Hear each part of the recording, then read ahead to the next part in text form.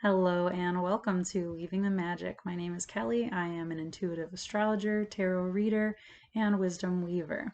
You are joining me on my YouTube channel for a series on introductory astrology, learning the basics of astrology at an intuitive, in-depth storytelling level, so that when you read your chart, you can hear the stories that your soul has written for you, so that you can better understand yourself and then others in the world around you.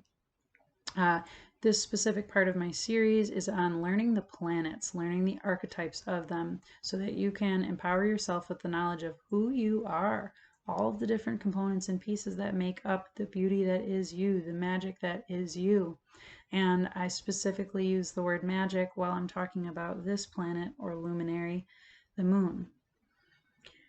The moon is all about our inner world, as represented by the moon that constantly is changing phase. It goes from full to dark, back to full, with all of those beautiful ranges in between. Human beings have a spectrum of emotions within us. We are not constantly feeling the same way. Our moods and emotions are like waves in the tide, pulled by the moon. The moon can heavily influence us as it transits through the sky. And knowing what your own moon sign is and the moon sign in the moment of the day can really help you to accept, forgive, allow, understand, and appreciate your own emotional fluctuations throughout the journey of your life.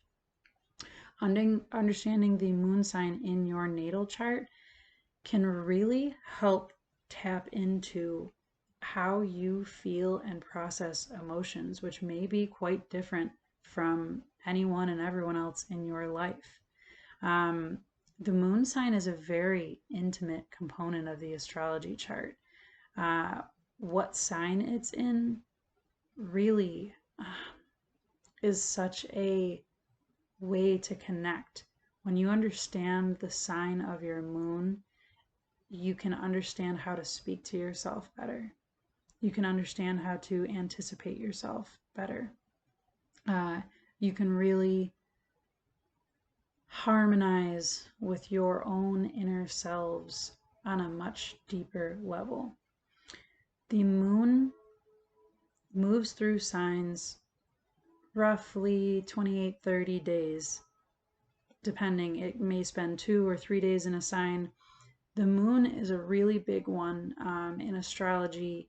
It's really important to know your exact birth time when you're pulling your astrology chart, because the moon can change signs so quickly.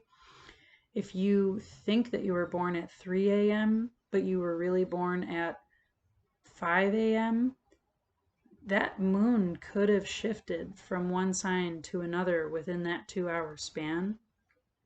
When you know astrology and you understand astrology, you could eventually understand if you maybe got your birth time wrong, or if you had just guessed or pulled a chart like based at 12 o'clock midnight, and you really start to understand astrology and think, well, wait a minute, my emotions don't feel like that.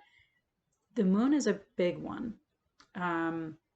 So if you don't have the correct time for your astrology chart, your whole astrology chart could be way off. The moon being a big component of it, and also the rising sign. Those could be affected within a matter of minutes. So I strongly suggest that you have your accurate birth time when you're pulling an astrology chart, so that you really understand, you can really look at truthfully what your moon sign is and what that means to you. I'm going to talk about the moon sign in terms of different elements. I don't want to, in this portion of the series, describe the moon in each and every sign, but I will talk about it in each of the 4 elements, because I feel like that's a good enough basis to start giving information to get you a feeling about what the moon actually does for us, without going so in depth like I will in that next series on the actual signs themselves. So again, the moon is very representative of our emotions, how we emotionally process the world around us and our own experience. Depending on what sign or what element it's in, gives that emotional processing a different flavor or behavior. Moon signs that are in the element of water, so this is Cancer, Scorpio, Pisces, can be very emotionally intense. They can range from low vibrationally, needy, whiny, crybaby, poor baby type of feeling to, at the highest end, deeply, intimately, intuitively connected with our own bodies, our own emotions, signs and messages from spirit. Water moon signs are so deep. Water moon signs are so nurturing at highest end. At lowest end, they can be utter despair and depression. If your moon sign is in the element of air, this can almost be sort of the opposite. At worst, in an air sign, you could be utterly disconnected from your emotions, unfeeling, like your emotions are not accessible to you. Middle road and maybe high end, your emotions are processed through thought, because air signs are all about intellect. So an emotional process of thinking through your emotions. And at a high end, it can be really understanding your emotions, really being able to identify them, speak them, and be very clear about them. So it can give a good quality of awareness to your emotions. Or, like I said, on the low end, you could be completely disoriented and disconnected from your emotions. All of that is up to you, by the way. That's not determined by your chart. It's determined by how you choose to live your chart. Nothing in astrology predetermines your life. You can see when you'll come into things that are going to challenge you, but nothing is set in stone like this is how you're going to feel, this is how you're going to act, this is how. Our actions, behaviors, responses to the world, and our intentions create the way that our chart works for us. If we want to pretend that we're victims to it, it can and will work against us if we don't learn and understand.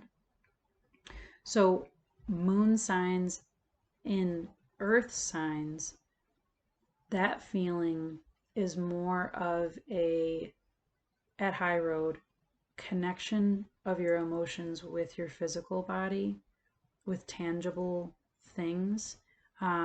It's practical emotions. It's really embodied emotions on a high end.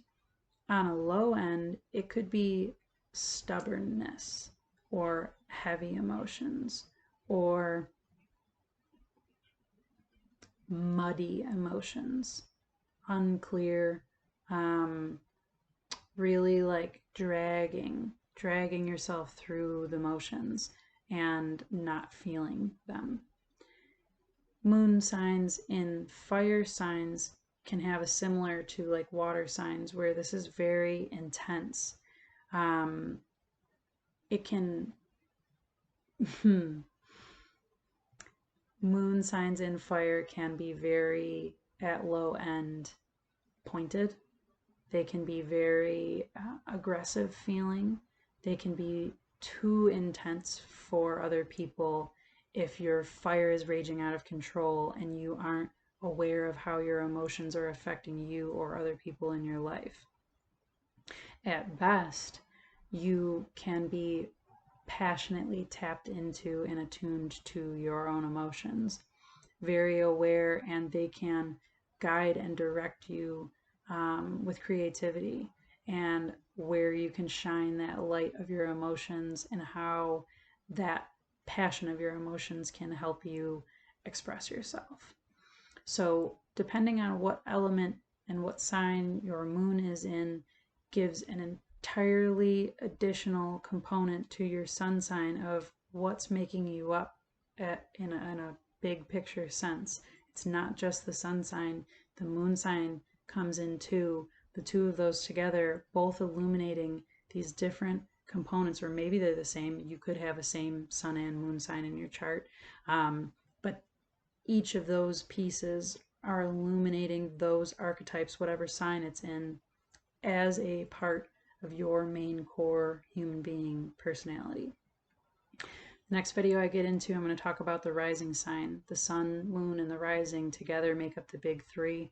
When you start having conversations in astrology communities or talking with other people, those three core components are how you perceive the world, how you feel the world, and how others feel you. So I hope that this video on the moon signs was helpful. Let me know in the comments below if you've got any questions, thoughts, opinions, whatever you want to throw out there. I appreciate the feedback. If you are enjoying this series and you haven't already subscribed, please do that now. Like this video, share it with your friends if you've got others that you want to join you on this journey as you're walking your path deeper within, understanding yourself through the lens of astrology. Be on the lookout for my next upcoming videos, and thank you so much for your support and love. Take care.